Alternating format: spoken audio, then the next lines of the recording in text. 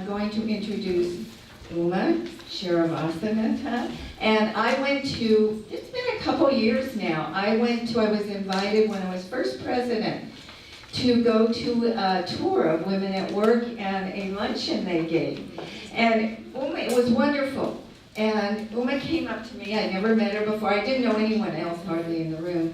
And she said, "You're from the League of Women Voters?" Because we all stood up and said our affiliation. So I want to join, and I want to be part of that organization. So it's wonderful. I immediately asked her to dinner and gave her a pen. And I didn't tell her, but she's very smart. She brought her checkbook. All right, here she is. Wonderful. Thank you, Maya. And it's indeed my pleasure to welcome you all. My name is Uma Shrivastava. I'm currently the president of the board of directors for Women at Work. As you all know, Women at Work has been in existence for a number of years. Many of you are very familiar with us, and we are a job resource center. And today we have an exciting panel, a great topic: whatever happened to vocational education. I would like to say that vocational education is alive, well, and kicking. And the definition of the term vocational education has changed over the time period as the economy has moved on, and we are today in an age of technology, Facebook, emails, etc., etc. So instead of just being focused on vocations in the trades, we are not talking about an array of job opportunities, skills that are required in the modern economy, from electronics and computer technicians to healthcare workers to beauticians, animators, you name it, we need people that need to be trained. Vocational education generally consists of preparation of individuals for specific roles in our economy. There used to be a lot of focus in the secondary school level, but as you all know, federal funding for this has been cut very deeply. And the focus has been much more on the 4-year degree program. Sometimes someone who receives a vocational training is more able to find a job quickly than a liberal arts major with a 4-year degree course. It's true that sometimes the salaries are not, entry-level salaries are not as high as those for a 4-year degree graduate, but the need is tremendous for these skilled workers in our economy. And as you know, we have a very distinguished panel here who have tremendous knowledge and lengthy experience in this area. And they will all make presentations. I will introduce them as they come up. Each one of the panelists will speak for about 7 minutes. We will hold all questions and answers until all of them make their presentations. You have cards on your tables to write your questions, which will be collected by Connie. I do not actually, I need to thank Connie and Marge because they have been very instrumental in getting this panel together. I'm only here in the last minute. To start our program today, and so we will hold the discussions. And what I would like to do is first introduce Helen Romero Shaw. If I am mispronouncing your names, please forgive me. My name is constantly mispronounced. But I do not define myself the way people pronounce it. I am who I am. Helen is a public affairs manager for Southern California Gas Company. She's the face and the voice for the company in public affairs. She works with 13 cities in the San Gabriel Valley, as well as several communities in the county of Los Angeles. Helen is a graduate of California State University Northridge and received a certificate in management effectiveness from USC School of Business. Helen has so many different roles and she's on so many different boards, and I'm sure her experience in all those boards, with all those boards, will enable her to give us a really very scintillating presentation this morning. Helen is a commissioner with the Los Angeles County Workforce Investment Board, is a board member of the San Gabriel Valley Economic Partnership and San Gabriel Valley Public Affairs Network. Helen is a past president of Arcadia Chamber of Commerce. She is also a board member of the Alhambra Chamber of Commerce, Asian Youth Centers, East Los Angeles College Foundation Board, and the United Latino Fund. With that, Helen Romero Shaw. Good morning, everyone. Thank you so much for this invitation, and you might give me a high sign when I should end because I love to talk. So I am Helen Romero Shaw, and I do work for Southern California Gas Company. And because they give me time to do these accept these type of invitations, I wanted to just say briefly about the gas company. It is the largest natural gas distributor in the United States. We've been around for 140 years. We're part of the energy mix here in the state of California. We plan to be here another 140 years. And I think a lot of you are gas company customers. Raise your hand if you're a gas company. Aside from cooking and heating, we have other plans of using natural gas, and mainly in the transportation arena. So we call that our natural gas pathway. So you'll hear more about that. The reason though I'm here today is because I chair the Mature Workers Council, the Los Angeles County Workforce Investment Board. And I've been chairing that for a couple of years. But so my emphasis today is the mature worker. And I'm sure some of the other ladies might be covering that too. But the USC School of Social Work told us in a report that LA County's older population transformation is well underway. I know that. So the Hispanic and Asian older adult population has grown by over 40% since 2000. And it is going to continue. Over the next 20 years, the older adult population in LA County is projected to go from a current 1.1 million to 2.2 million. And this is all coming from the Census and Department of Finance. So the Mature Worker Council, as a result, was formed. 10 people, 3 of them were commissioners, the rest were experts in the field of aging and employment. And their task, well, they came up with a mission. The mission of the Mature Worker Council is to increase meaningful employment opportunities for mature workers to achieve economic security and independence.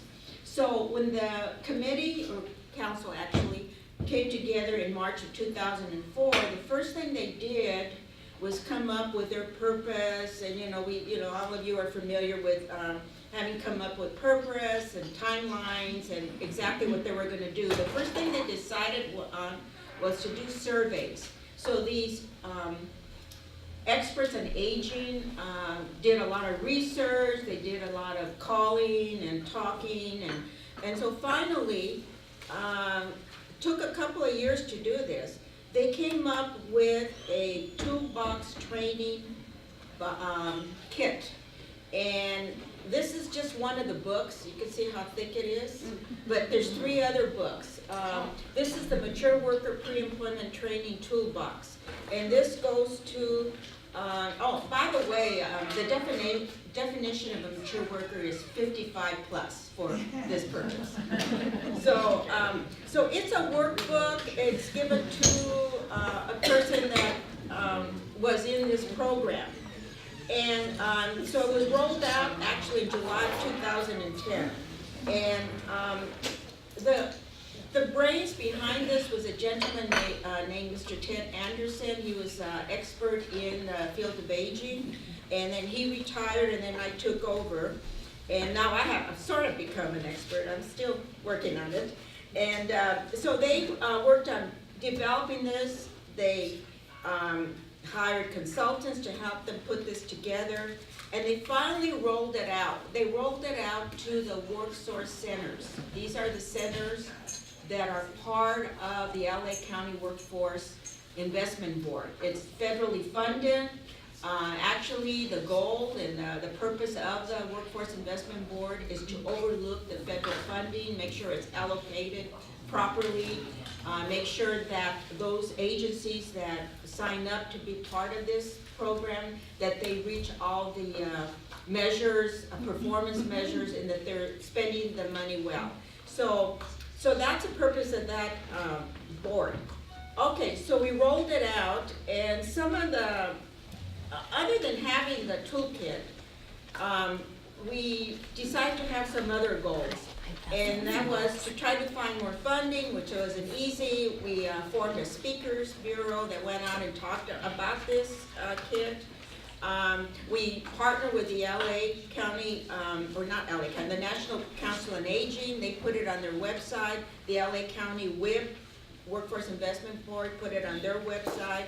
Oh, and then we wanted to, well, how do we know we're reaching the mature worker? How do we know that? So we asked our nonprofit agencies, we call them our providers, to capture the data when they provided services to the mature worker.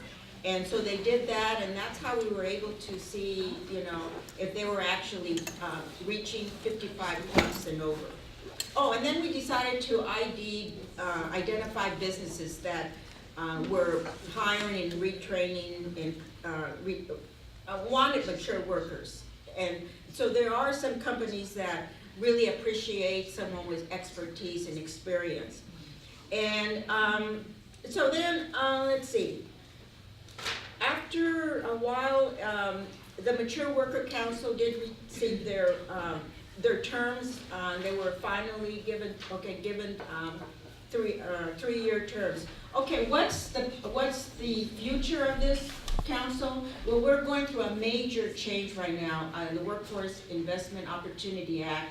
And so this committee is going to be rolled into another committee. So as a standalone committee, my last meeting is on Monday. So I'm kind of sad about it, but it's going to be part of a bigger group. And if you have any questions, let me know. Oh, go back to her. Okay. Thank you, Helen. Our next speaker is Dr. Ofelia Arellano. Thank you. Dr. Arellano currently oversees the non-credit division of PCC at their Rosemead campus. But more importantly, she is in charge of the AB 86 initiative of the new vocational education program. Dr. Arellano is a graduate of the City Valley College and obtained her bachelor's and master's degrees from the University of California from Santa Barbara. She has over 25 years of experience in education, and with that, Dr. Ofelia Arellano. Just before I give the mic off to Arellano, I'd like to speak too. And that is that although the vocational education programs have been cut due to federal funding levels, some of the commercial organizations have taken up the slack. Of course, they charge more money, and one of the best examples is the ITT Tech. You see them advertising their classes all the time, and they do provide career education and training for people to enter this more focused on vocational jobs. Here is Dr. Arellano.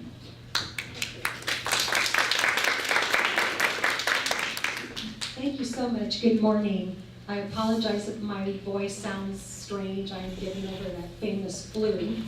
Well, I'm really excited to be here and share with you the exciting news that we received a few years ago through some new state legislation called AB 86. Our legislators have acknowledged the importance of adult education and reaching out and servicing adult learners.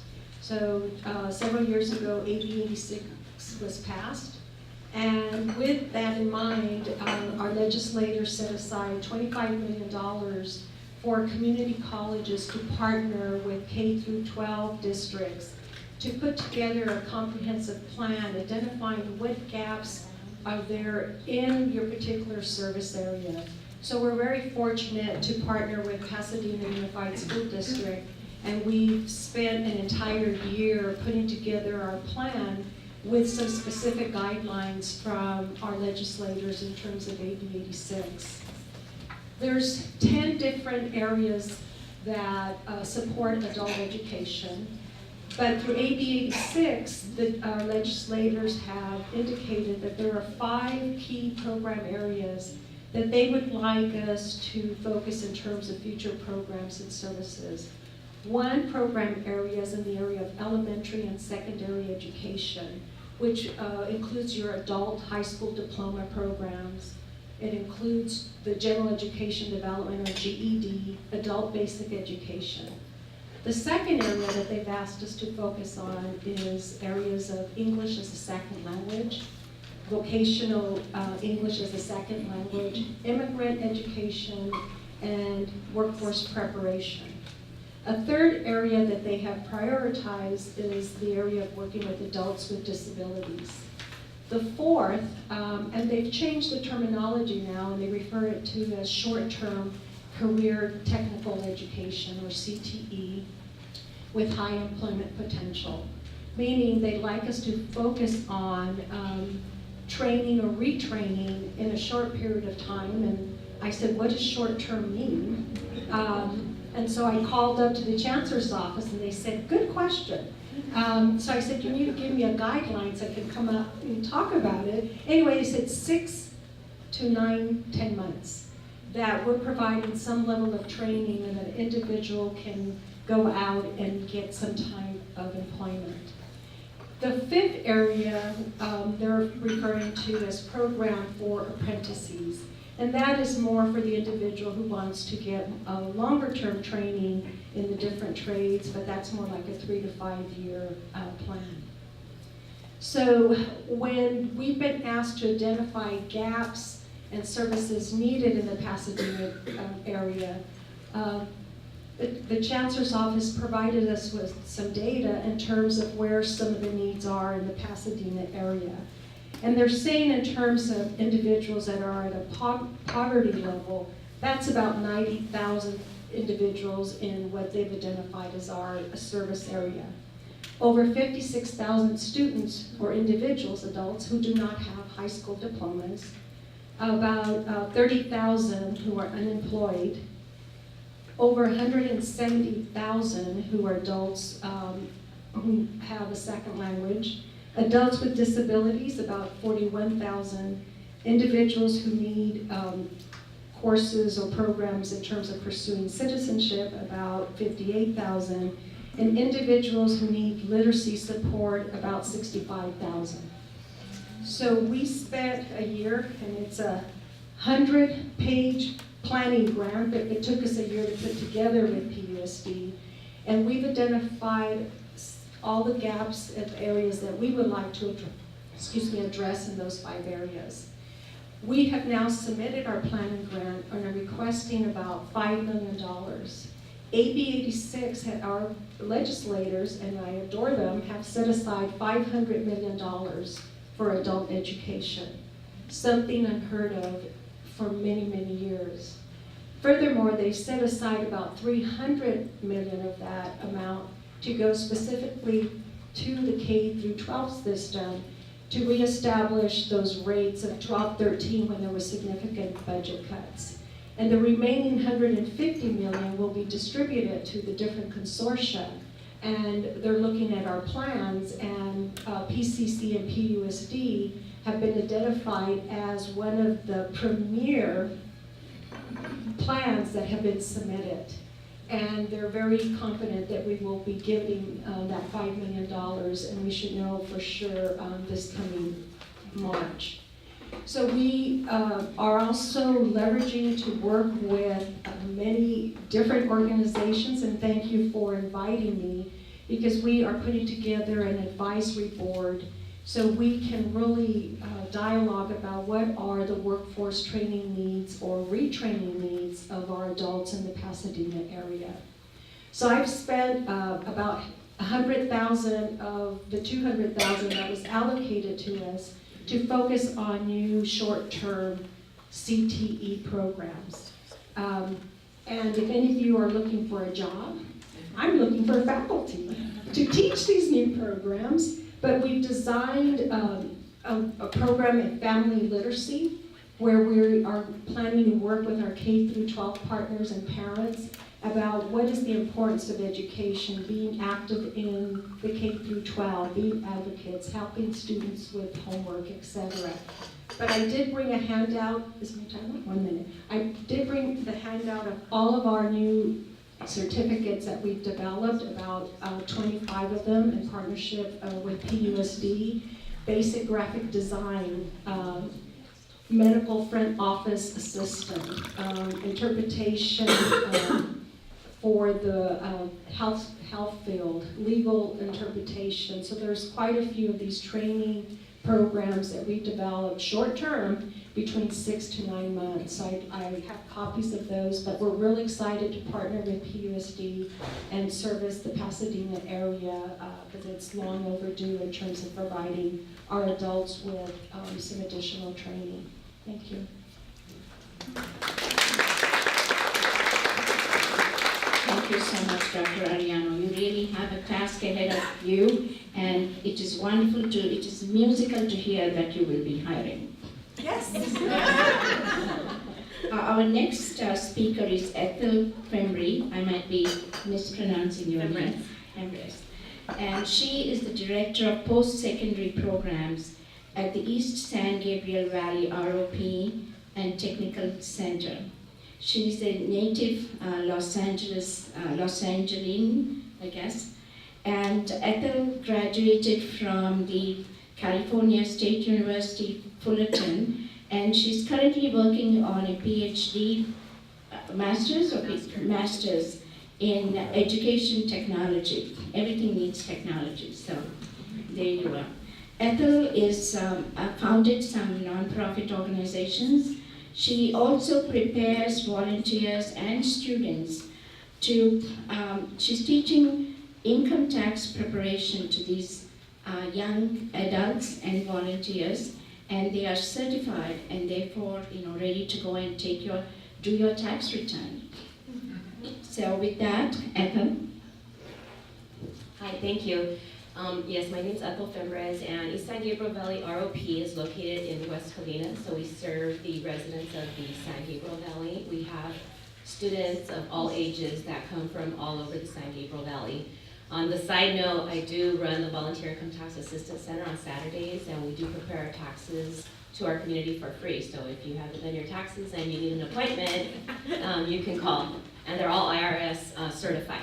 But I did want to start with sharing a quote by William A. Ward, who says, 4 steps to achievement: plan purposely, prepare prayerfully, proceed positively, and pursue persistently.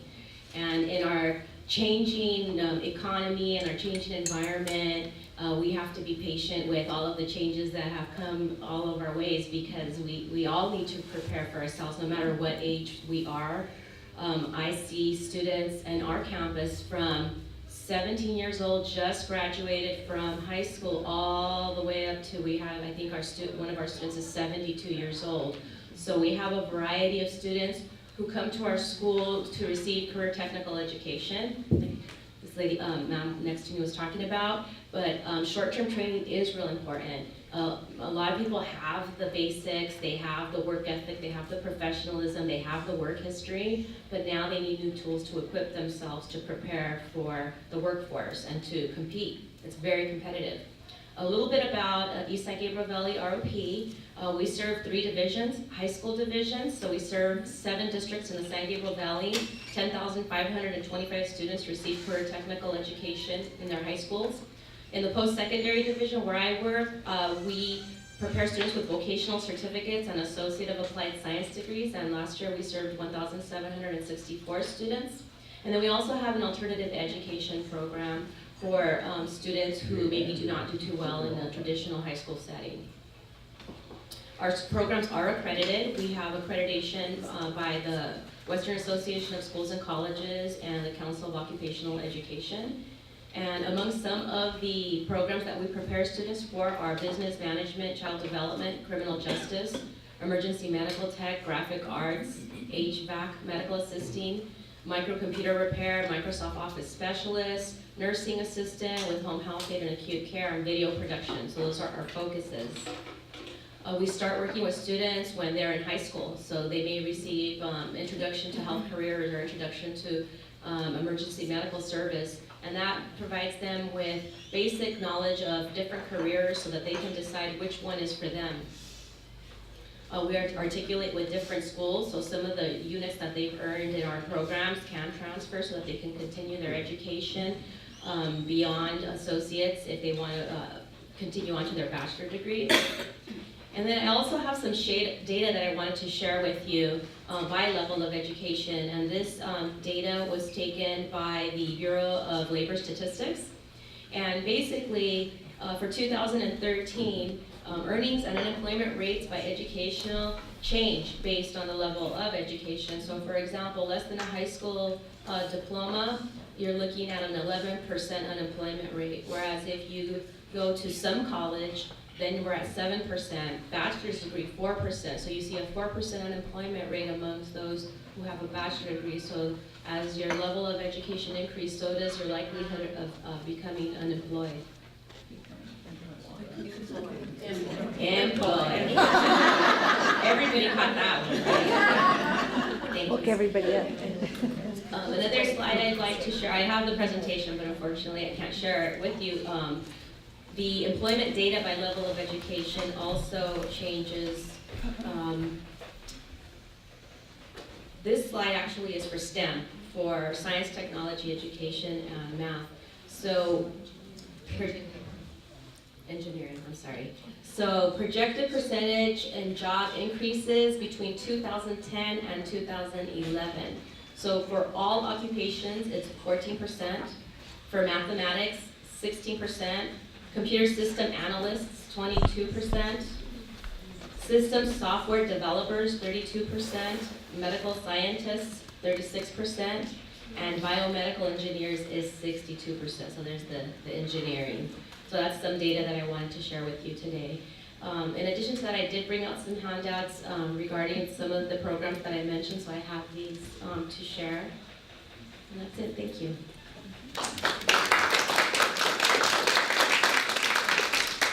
Thank you very much, Ethel. As I was saying, you know, vocational education really encompasses a large variety of jobs that are currently needed in the current economy. Our next speaker is Camille Levee. Camille is the executive director for Women at Work. Camille has spent more than 2 decades working in the nonprofit organizations. She's been at the helm of many of these organizations, such as the Girl Scouts of America. More recently, she was the executive director for the Haven House and Glendale Healthy Kids. We at Women at Work are very proud and really very grateful to her for becoming our executive director. Camille has been awarded many awards by local organizations. She's a proud member of the Rotary Club of South Pasadena, of Sir Optimus. She's held executive roles in all of these organizations. She belongs to the Irwindale Chamber of Commerce, and she's also on the Workforce Development Committee of the Pasadena Chamber of Commerce. Camille. Thank you, Uma, and thank you so much for having me here today. Without Betty Ann Jansen, there would not have been a Women at Work, so I wouldn't have a job. I know that many of you are familiar with Women at Work. We're not a staffing agency, we're not an employment agency. We are a career and job resource counseling center. Excuse me. And approximately 43% of our clients are in the 50-plus range, looking to retool, re-engineer, possibly retirement just wasn't for them, or they are grandparents raising grandchildren. However, we serve not only women, but also a small percentage of men, and everyone from age 18, my oldest client is 72, so I can identify. The trends are in technology, the virtual world, computers, et cetera, and for those of you who don't Facebook, Twitter, or do LinkedIn, we have a workshop coming up next week, and I'll leave flyers on the back that will help you navigate some of those particular tools. We're very fortunate at our age. When we go out for employment, we don't have a Facebook history that we have to worry about. So watch what you put on Facebook. However, the flip side of that, and what we help retool employees, potential employees for, the flip side of that is that employers don't want to know what we did. They want to know what we're going to provide for them today. Joanne Jenkins, who is the National Executive Director for AARP, said it the best. When we talk more about what we have done and where we have been than we do about our future dreams and visions, we're stuck. And we need to move out of that rut and move forward. So a lot of what we do at Women at Work is not only providing training, workshops, and resources for building new skills, enhancing the skills that you already have, but also talk about transferable skills.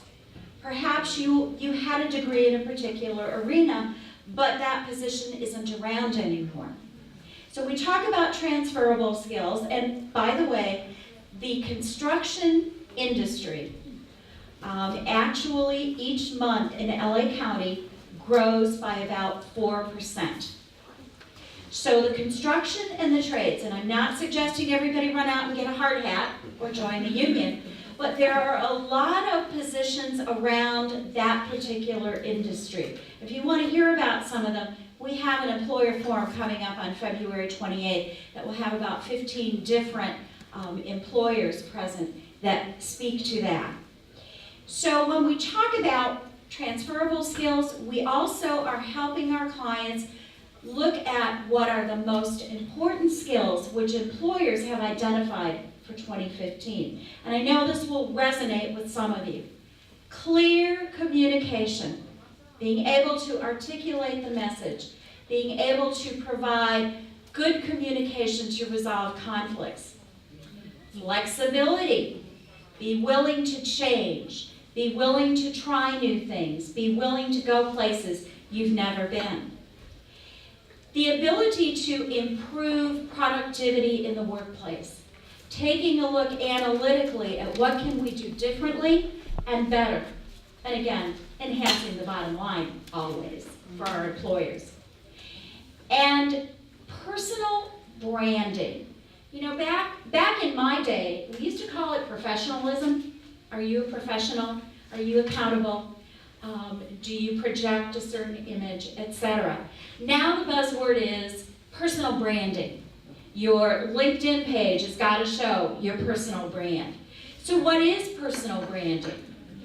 It's your skills, your key talents. It's the achievements. What are you noted for? How have you made an impact? It's your passion. I think you can tell I'm pretty passionate about women's issues. And it's your values, that you are who you are, what you stand for, and that becomes clear in all of your communications. So those are the 4 skills that we help individuals refine and enhance as they are not only seeking employment, but also looking to move up the career ladder and into the C-suites. Thank you.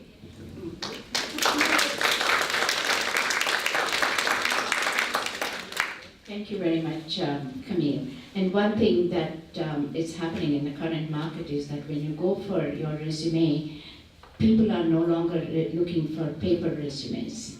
Most of the job applications are online, and so you need to be able to navigate the online systems to apply for jobs and also use certain keywords that will match what the employer is looking for. It's no longer, it's no longer possible to, sometimes you don't even get a personal interview because all these are screened, sometimes not locally, but from some recruiting office somewhere on the East Coast, or perhaps even in India or China or someplace else.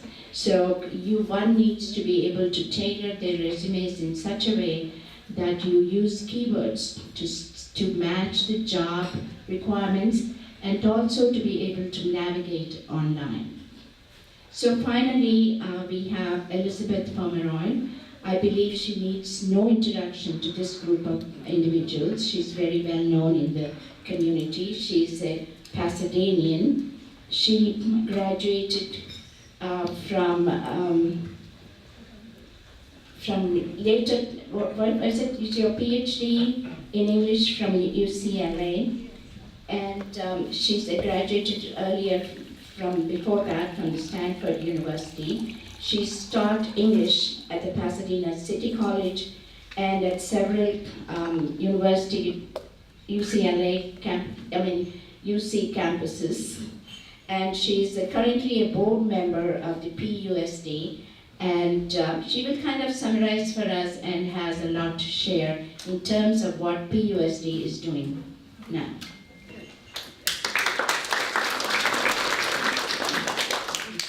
Good morning, thank you. I'm very happy to be here. I will say that a lot of what I studied back in the day does not apply to the workforce of today. But what it did was to give me some of these qualities: flexibility, good, sharp brain power, the best I can do, and so on. I want to bring you the latest information about Pasadena Unified School District, and in particular, the college and career pathways in our school district. When I saw this question, a very good question, whatever happened to vocational education, used to be a regular part of high school curricula for students who are not college bound, but in recent years it has largely fallen out of course offerings. But there's much more to tell, because now, as we've heard from some of the other panelists and from Uma, now instead of talking about college or career, we talk about college and career. And we talk about the fact that everyone will need to work. Some will go to university, others will go into wonderful programs like the ones that we're just hearing here. But everyone needs to think toward the workforce and toward job readiness. So I want to ask, how many of you went to schools in Pasadena Unified? Or how many of you had children who went to schools in Pasadena Unified? Yes. So it's a whole new world out there. Just in the last few days, I've talked to people who told me, oh, they took auto shop at Muir, or they took metal shop at Elliott. They made things, but it's a whole new world. Pasadena was one of the first 9 school districts to receive a grant from the Irvine Foundation to establish what are now called college and career pathways. And I brought brochures for you. And I want to tell you the concept behind these pathways and then just identify what some of them are. This is really a national challenge. It's not just here in this one district, but it's a nationwide effort now to provide partnerships with business to prepare students for college, if that is their next step, or for career readiness. The partnerships are key. We're very appreciative of PCC. We are definitely developing some wonderful teamwork.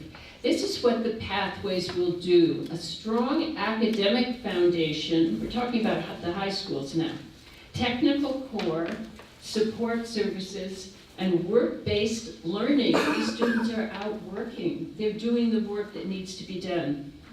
The PUSD has 10 of these pathways. So let me just summarize quickly what they are and what they are doing. Some have been around for several years, others are new. At Marshall High School, Academy for Creative Industries. These students share a common set of courses and proceed together as a kind of unit in their pathway.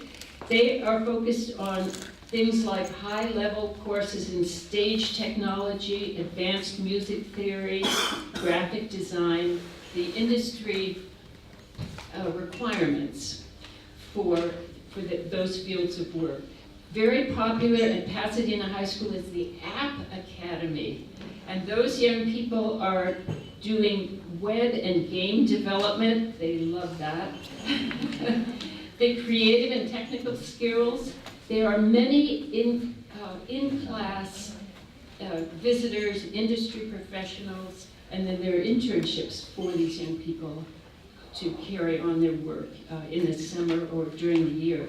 At John Muir, arts, entertainment, and media, film production, video production, and Muir, I just learned, is going to have next year an advanced manufacturing lab and a mobile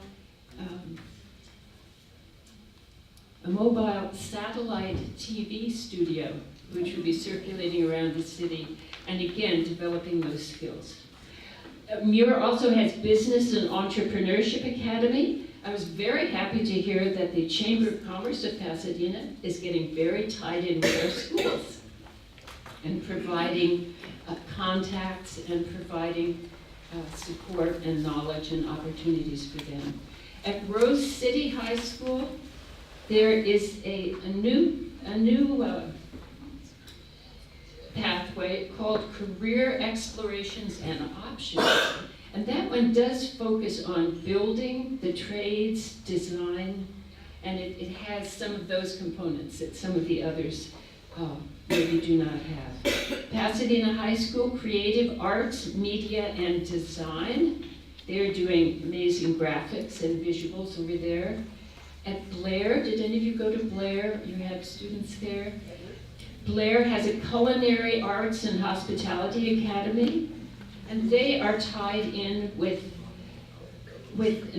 all of these are tied in with national academies that are preparing curricula in these different fields. When I first came on the school board, a statewide student president for the entire state of California in the Health Careers Academy was from Blair High School, a Blair student, and that's their Health Careers Academy. So we were proud of her accomplishment and success. I think there are two more, Engineering and Environmental Sciences at Muir. And I have to tell you that a few years ago they designed a solar-powered boat that won some competitions, and it was just full of the kinds of skills and ingenuity that fit into what employers are looking for today, the innovation and the skills. And the final one of my 10, also at Pasadena High School, the Law and Public Service pathway. Now we love that one, right? So their focus is on law enforcement, social justice, and possibly teaching, civic responsibility, all that kind of thing. So I think my time is up, and perhaps there will be a chance for questions later. But I want to mention to you also that the middle schools of PUSD are, as of next fall, will have career exploration centers, each one, and they will go and have some of the same workforce awareness that will help them to decide which of these pathways they might want to do. These are all optional pathways. Students make a choice. But I think you should know about them, and as I say, it's a whole new world. My final thought, I would love to have you visit one of these schools. Call me or talk to me if you would like to go and visit any of these pathways, and we'll go together.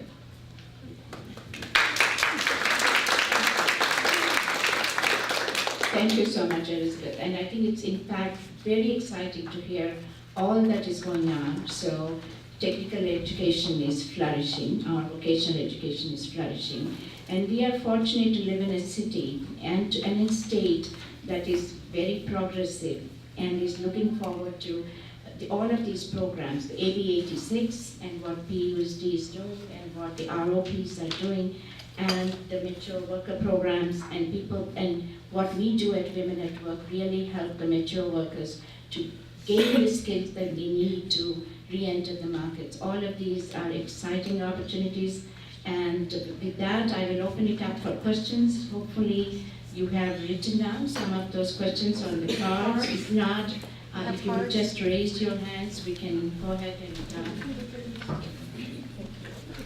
Yes, would you like to?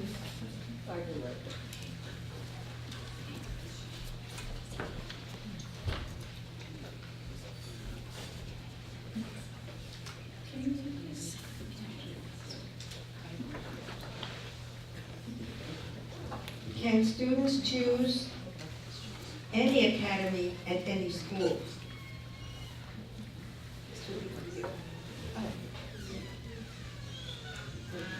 Yes, basically, yes. PUSD has an open enrollment process so that you don't have to go to the school that is in your attendance area. And so it's definitely possible, if you want to pursue one of those other fields, to request that and be able to shift to the other school.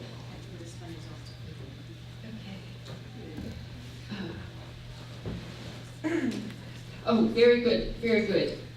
What about diversity data as to enrollment in these pathways? I can tell you that earlier I was on the hunt of our young women going into these pathways. And so I did get some positive reinforcement from that. But this is something that I will have to look into. But yes, certainly the data does exist. It does exist. Follow-up, this is more difficult. Follow-up data as to the success of those who graduate. Are they going into the fields? Or maybe they've gone on to college, and so it'll be a while before they take up their engineering work or whatever it is. So follow-up data is something we definitely need to gather. Thank you, Elizabeth. And Oh, okay. I spoke about the Mature Workers Council. Oh, I'm sorry. And employers have, the question was, what are the challenges in training mature workers? Employers, let's face it, they have biases. I mean, maybe they don't mean it and all that, but they have this thinking that that mature workers are not savvy about social media. So, and it's true. I have people in my generation, they don't even use email. They don't know how to use it, and it shocks me because I've been using it for 20 years or how long it's been going on. So it's really shocking to meet people in our generation that have not learned how to do email. And this is wonderful. So if you don't know it, go and take a social media class. And then online resumes, that's the latest thing, and you can put in there that you're part of LinkedIn, or, to show them that you are social, have that social media expertise. The other thing is that the biases is that we're not energetic and productive, and we know that's not true. I mean, look at this group, we all this energy. So then you have to work on that portraying when you go into an interview. Some of it is that we're overqualified and that we want these high salaries and all that. And maybe there are some people that have certain expertise that do seek high salaries, but most of us are happy to go back into the salaries that we had, or we want to work part-time. And we want to use our skills that we learn, and we want to go back into the workforce for various reasons that we may have. And where do you find these jobs? That's one of the questions we're asked. One of the questions here is, who are our providers? They're nonprofits that have been vetted. They've gone through application process, and they've been with us for many years. and they operate the Worksource Center. Now, for this area, it's Foothill workforce investment. And so you can go there and you can get career counseling, that's very important, or you can go to Women at Work. They give you counseling on how to find a job and how to present yourself. It's career coaching. The other is networking. I mean, that's how I got my job at the gas company. I started doing networking. I went to women's conferences. There was, I lucked out. They were looking for employees to go to the gas company. At that time, you could bring your resume. I submitted my resume and I got an interview, and 30 years later, I'm still at the gas company, and it's been great. Let's see, who has a workbook? These are all were given to our Worksource centers. They had various names. They were called one-stop centers, and they have them there. And they kind of zeroed in on the mature worker and helped them go through different modules and help them understand what they needed to find employment. And I think that's it.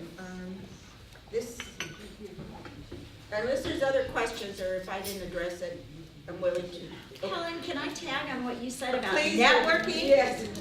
Networking may be a buzzword, but networking is something that everybody does 24/7.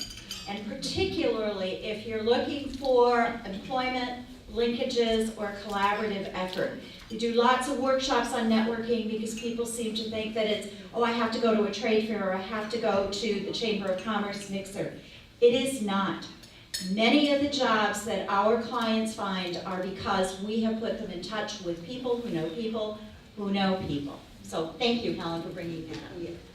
One other thing, you mentioned about getting a degree. I just read in the LA Times yesterday that if by age 24, if you don't have a degree, your chances of making more than 108,000 are limited. I mean, that's kind of like, wow. So if you have children, grandchildren, you know, and they want to go to college, and encourage them to go and finish and, you know, pick a career.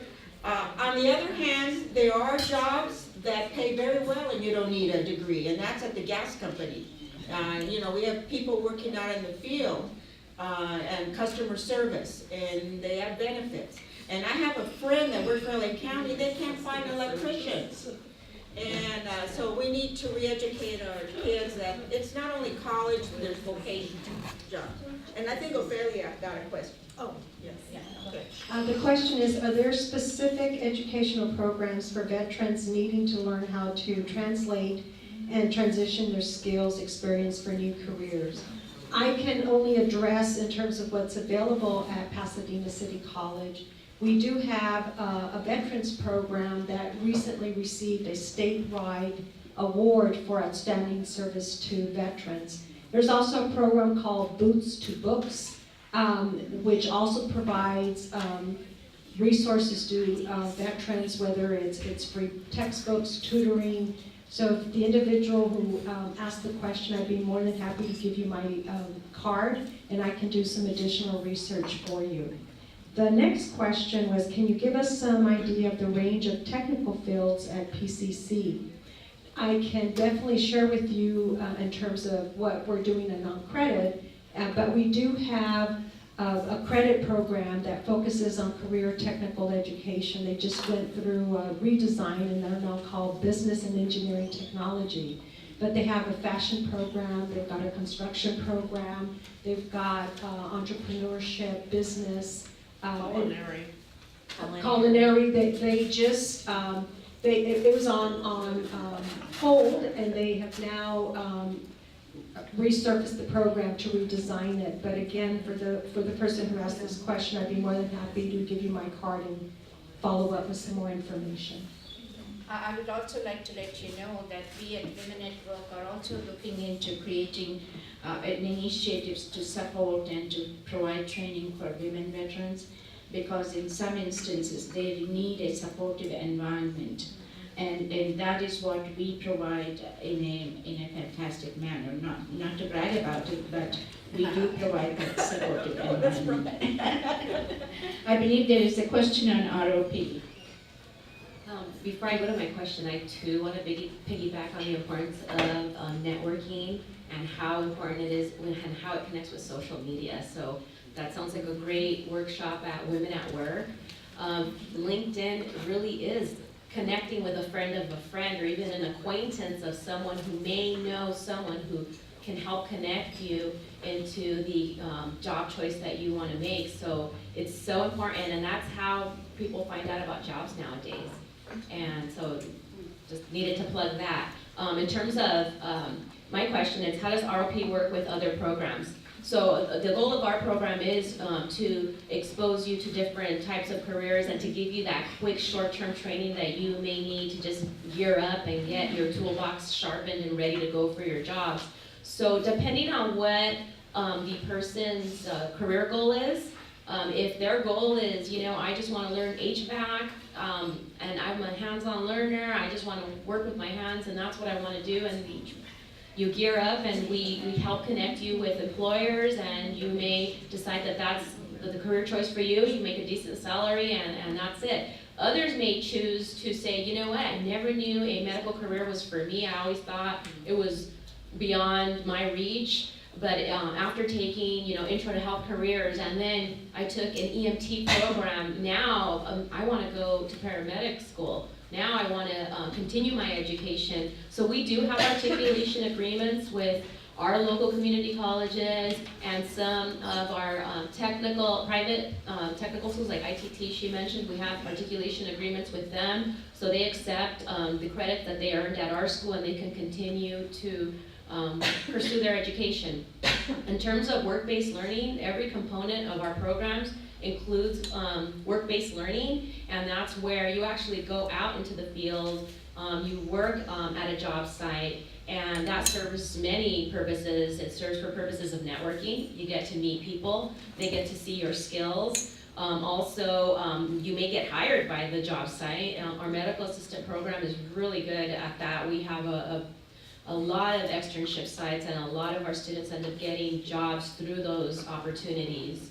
But the work-based learning is another connection that we make, and every one of our programs includes a component of that. Thank you. I believe there's a question for Elizabeth. So here's a question: what percentage of participation are these academies getting? The college, the career pathways. I believe it's about 60% of the high school students now are in one of these and are choosing to be in one of these. Some students do not choose to be in them, and there is always the option. Students are very intensively in, for example, in the International Baccalaureate program at Blair, do not also do one of the career pathways and so on. And there are other reasons why some take a more traditional path. But I think the benefits of the pathways being there and the career centers that exist in the schools, those are a benefit to everyone in the school. My other question is, where is Rose City High School? Rose City. Do you know where the district headquarters is? On Del Mar and Hudson. And then there's McKinley School, which is lots of construction now. It's just getting bigger and better every day. It's getting bigger anyway. Rose City is part of that building complex where the what we call the Ed Center, the district headquarters is. That's where Rose City is. And Rose City is a kind of alternative school for students who have had trouble in the traditional schools for whatever reasons. They can go there and have a much smaller setting, and now they have this good career emphasis there as well. If there's a question on for-profit organizations, so if any of you would like to comment on for-profit companies that are providing vocational education, I can't quite quite read this, but whoever wrote the question, if you want, you can put that. It's a question on, yes. It's just, there's been a lot of negative publicity lately about these companies and the load of student debt that the graduates have assumed, and then the poor record that they have as far as placing people in jobs. And so I just kind of wanted, if there's any comments about that. Yes, I think. Yes, yeah, it's been in the news a lot, and with the federally funded grants that the Department of Ed has available, they're really narrowing down on those types of schools, and there's something called gainful employment. So now there's gainful employment rules that schools are required to follow. So if students are leaving your school as a graduate, and dependent upon the amount of debt they have, your school is responsible for helping them obtain a job that will help them be able to pay those loans back.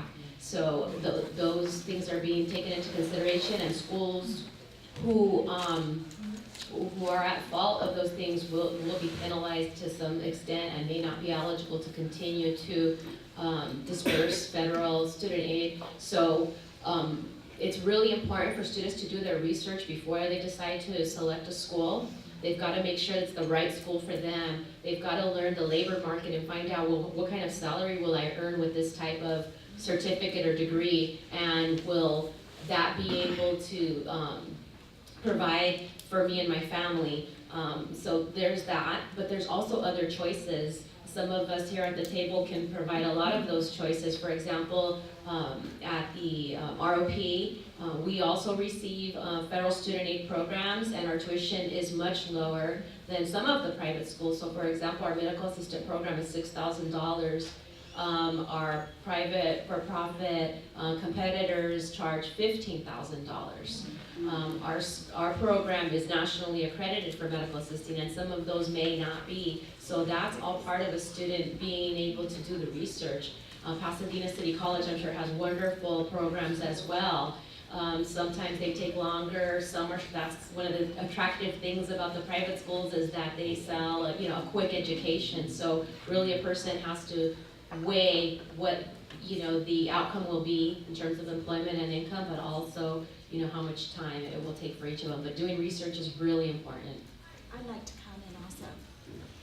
There is a program through the Foothill Workforce Investment Board that is federally funded that provides individuals who have been to a for-profit school and can't seem to find a position within a certain amount of time to actually become employed in a nonprofit agency. I have 3 ladies working with me on a part-time basis who are in the process of retraining for new positions. They're still looking in the position that they have received the degree for.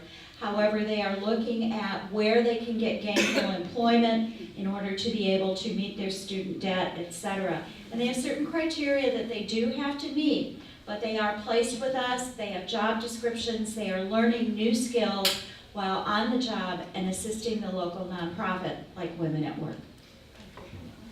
I think the next question is very much linked to what Ethel was talking about, and that is, do we need a clearinghouse or some kind of an outreach program to enable the community to really become aware of these programs? One of the things is that when a commercial organization starts, they spend hundreds of thousands of dollars on advertising. Probably there is a video advertisement or a TV advertisement from organizations such as ITT every day. But is there a way to reach out to the community to let them know about these programs, and how do the different organizations that are involved and that are receiving federal funds, I'm sure those funds are not available for you to advertise, but is there some kind of an outreach activity going on? Well, since I'm part of the LA County Workforce Investment Board and there are federal funds, the way we reach out is the board is composed of various disciplines on the board, and we have community colleges, we have labor unions, and then we have business representatives. So through those networks, and that word again, we get the word out. Also, there's a website that when people are looking for work, they can actually go on like lajobs.com is one website. Then they're linked into other, whatever is available. There's the LA County Workforce Investment Board. I mean, the employees participate in a lot of conferences, actually across the United States, and get the word that way. Word out that way. And we're getting the word out right here. So if each of you tells 5 people, think about it. Another question is, they would like for you to discuss opportunities, internship programs or apprenticeship programs. Do you know any of these that are currently available in the community or with different organizations? When you specifically mentioned apprenticeship programs, they happen in our credit side and our non-credit side, but I know PCC right now is focusing on developing apprenticeship programs because they take 3 to 5 years. But in non-credit, we just retooled our pre-apprenticeship course, and we just developed a pre-apprenticeship in the building trades and construction industry. It's only 200 hours. And it's 5 short courses that are taught by experts in the field. We have partnered with the Flint Ridge Center, and they provide the life skills training, the field trips to the construction sites, the hard hats, and our students work with unions in terms of interviewing, getting some on-the-job training such that when they finish our certificate, they will be able to get a job in that particular area. So we have just one program right now, but it's an area that we're going to continue to focus on because of the importance of apprenticeship training. So we only have one right now, but I know PCC on the credit side has received some additional funding to focus on that particular area.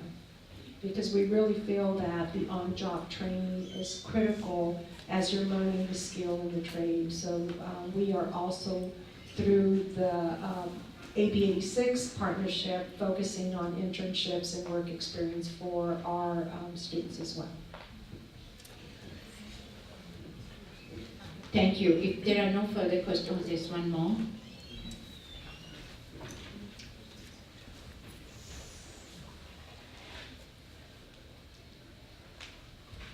What about sites like Craigslist? Are they a good source for finding a job? Do you encourage clients to use this? I'll start because I'm sure there's lots of discussion.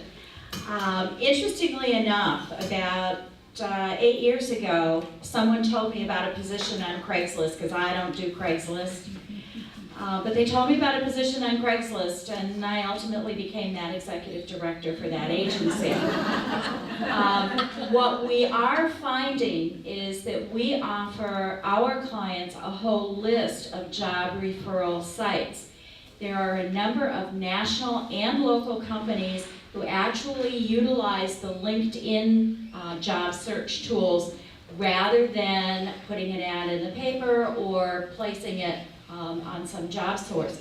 They are using the technology that is available. Craigslist is one. I got a position posting, and we get about 250 per week that come across my desk of different positions from entry level to PhD, but for an HR vice president. And when I contacted the lady to get a little more information on how one of our clients might follow up if they were interested, she said, oh, we're only accepting applications through Indeed.com.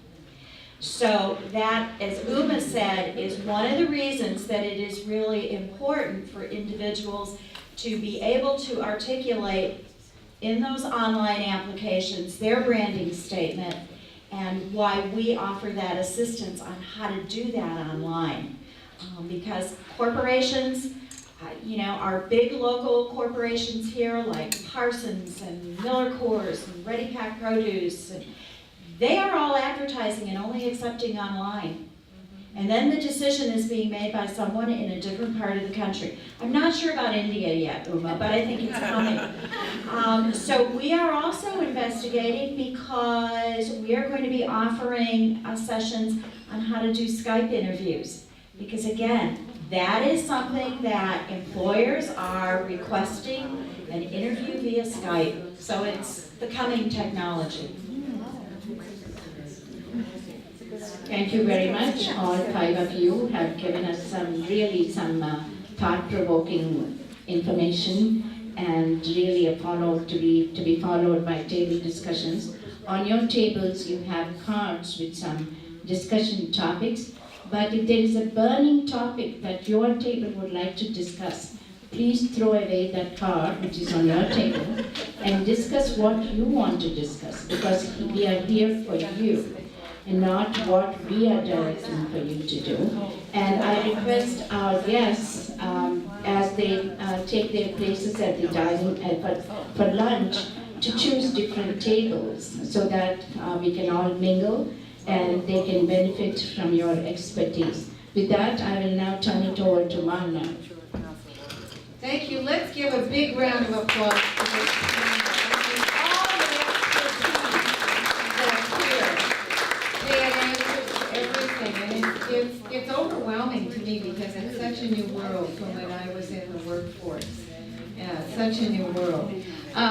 I think I omitted someone who I'm looking for my list, who was new here today, Judy McGrath. Julie, I am so sorry. Julie, did I say it right? McGrath, would you stand up? I apologize. All right. Welcome. Thank you so much. That you came. And let me see anybody else that has, if I've left out anybody, let me know. There are just a few announcements that I want to be sure. Monica, do you want to come and talk about our March meeting? We're having a wonderful, wonderful meeting in March, and it's about transparency, and the flyer is being worked on by our talented Chris. And so today you get a verbal flyer from Monica, who's a very good speaker. So listen up, guys. We're very excited. March is called Sunshine Week, and it is a week that was started by the journalism professionals, all about open government and the public's right to know. Right up our alley, right? So we have a panel coming to speak. We have a moderator who is well known to all of you, Val Zavala.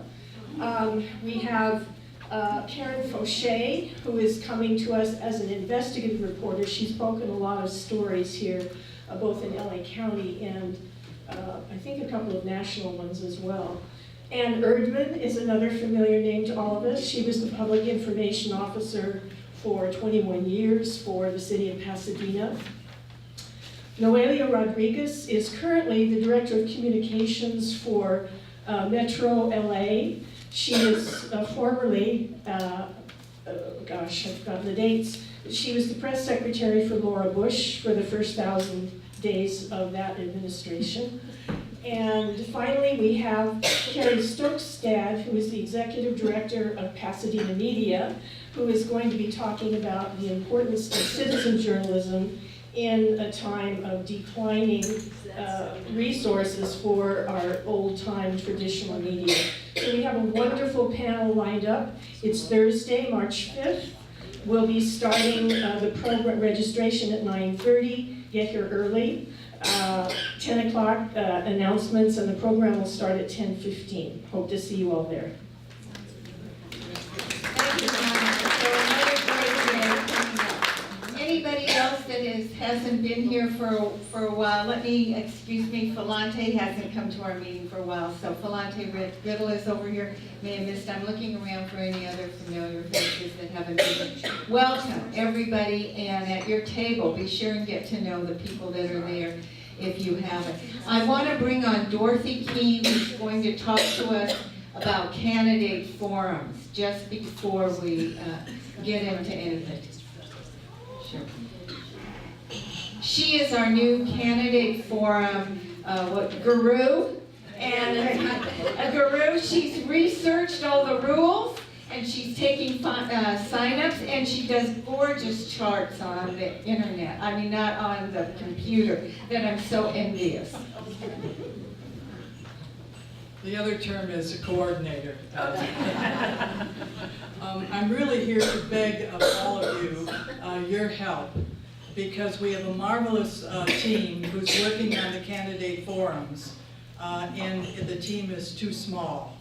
And so what we need is, as you all know, candidate forums are offered in the various communities, and we have scheduled candidate forum, several in Pasadena, one in San Gabriel, one in Rosemead, one in Monterey Park, and 2 in Monrovia.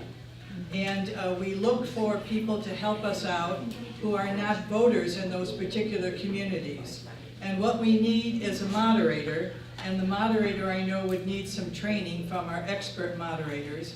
But even right now, somebody could sign up and be a question sorter. So when we have the forum, the League of Women Voters moderates, and then we have 2 people who are sorting the questions from the audience. And those sorters will categorize them and hand them off to the moderator. So last time I was there as a newbie, and I was trained by Sandra Hagee. And so that could happen immediately.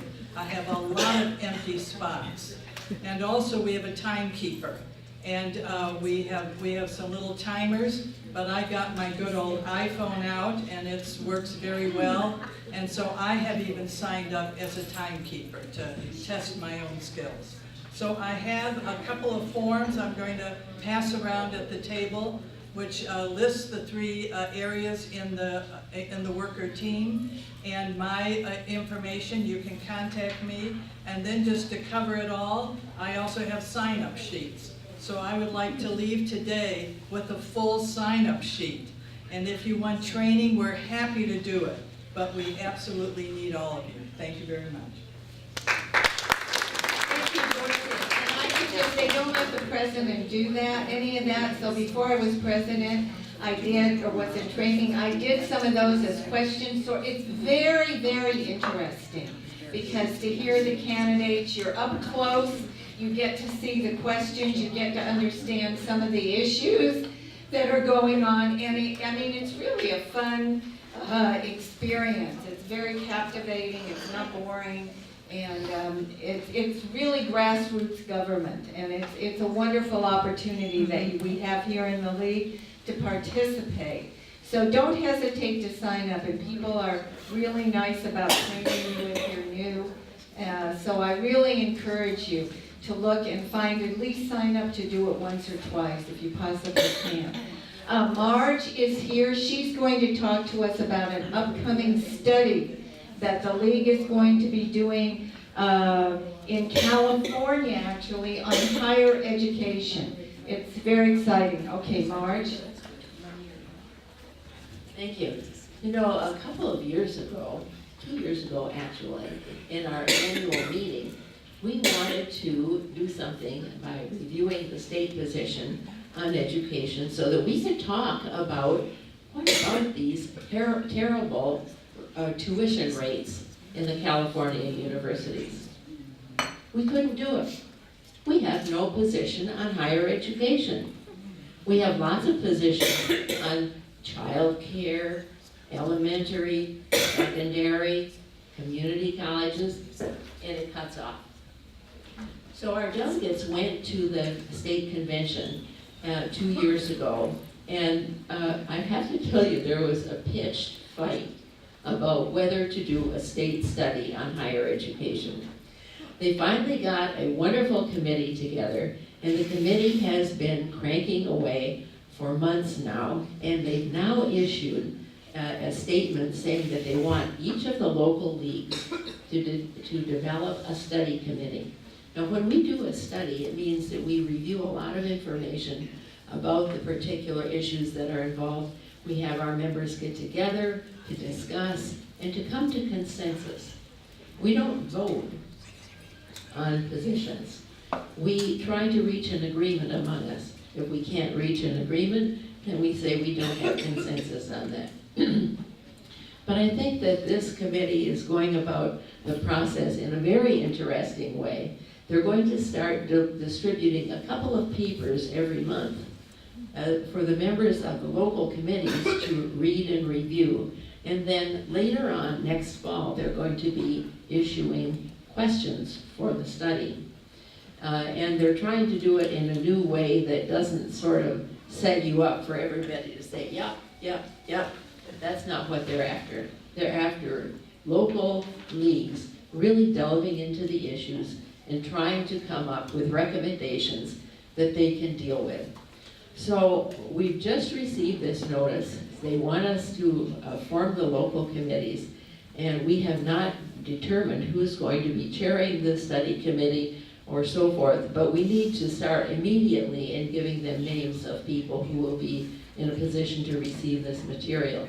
So please contact me if you're interested in serving on the study committee on higher education, and we will be recruiting a chair and getting that process on the road. Thanks. A lot of exciting opportunities to participate in government. You know, you just don't hear about those, and they're not on TV, and Fox News doesn't talk about all those great opportunities, and neither does MSNBC. So you have to come to the league to know about how you can participate at the grassroots level and make your voice heard. Marilyn, who's our treasurer and in charge of lunches, has an announcement. I think we've got some extra lunches. That's it. We've got extra lunches, so if you are here and haven't made a reservation, come and see me, and I'm sure I can take care of you, because we've got several people that were ill and didn't come. It's always good. And then when we do break, the lunch, instead of being, they'll call us, but it's going to be 12 o'clock instead of 12:15, which is what it usually is. Oh, okay. All right, so we have some extra time here. They moved it up because Marge said they were running ahead. Okay, well, it's only about 11:30 now, and they're going to serve at 12. So Well, it's usually, going to be 12:15, but we said let's make it. all right, so that's noon. So do we want to, Marge? Do you want us to take a break now, or start the table conversations? What do you think? And Ann, did you have a question? May I then make a couple of quick announcements right now? Sure, yeah. You can come up and get the microphone here. Thank you. My first announcement is about the East units. Where are some of our East units people? That's Pasadena, Sierra Madre. We're trying to pull in Monrovia and Arcadia. And Teresa and I, about a week ago, had a lovely lunch with the new chair of the East units, Tamara. And she is not able to be with us today. She will not be able to be at the East units meeting this month, which is Thursday the 19th.